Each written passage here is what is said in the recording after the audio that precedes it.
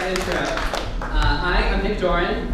I'm an engineer working at an art museum, but I'm not going to talk about art or coding today. I'm going to talk about an unexpected journey I took into interactive fiction. So it all started about a year ago when I was home and we started watching The Hobbit.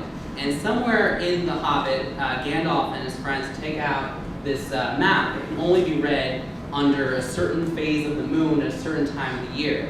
And I saw this, and everything stopped. You see, I need this. I collect maps, and this is like the coolest thing. Even if it's like imaginary and not even possible, I want this so badly.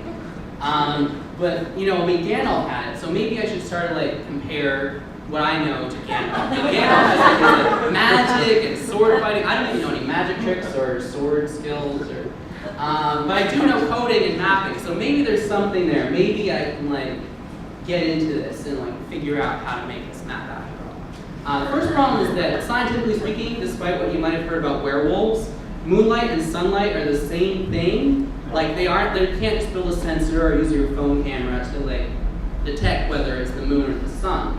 So that's not a good route. Fortunately, the moon is extremely predictable. Like math and all these ancient sculptures were all created to track the sun and the moon and the planets. So it's very predictable. So if we know what time it is, we should know if it's the moon and it's in the right phase.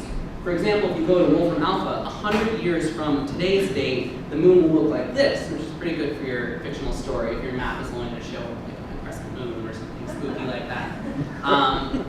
So we can use the technology powers to like predict what's happening, and then also I'll use your location. I'll look around you. If you're surrounded by green or blue, you're outdoors and you can probably see the moon. If you're not, then you could be indoors and trying to cheat, and that map is not going to work this way. It's going to look all around you.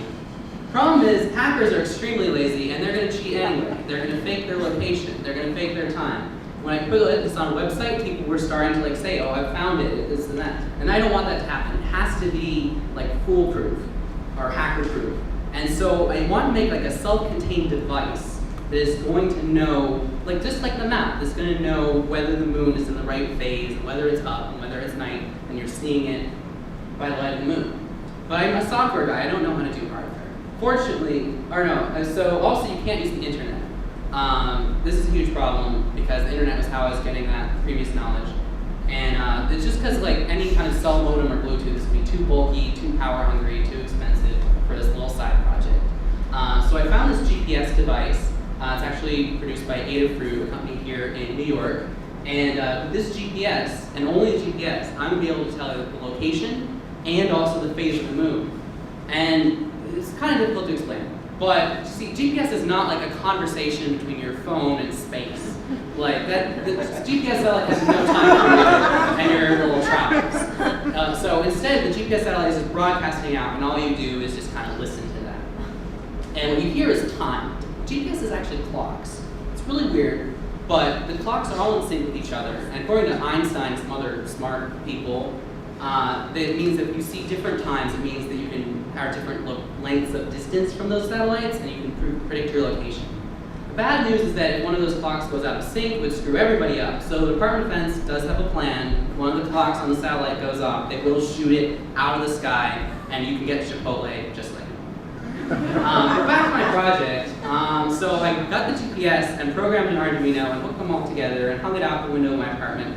And it said, the sun's still up, you're not going to be able to see it. And I did some little more tweaking and waited for it to get dark, and then this device was able to tell me, yes, the moon is out, it's the right phase. And then I came across this piece of e-paper. It's the same stuff that goes inside Kindles, and you only need to power it whenever you change the screen.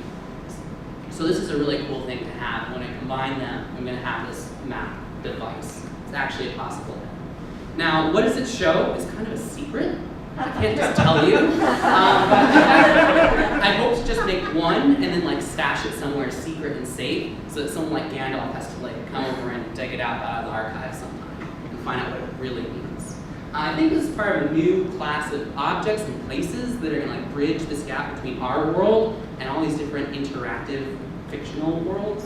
It would just be a cool experience just be walking along and stumble into Narnia or some other fictional place. So I'm Matt Meld on Twitter and GitHub, and that's it. Thanks.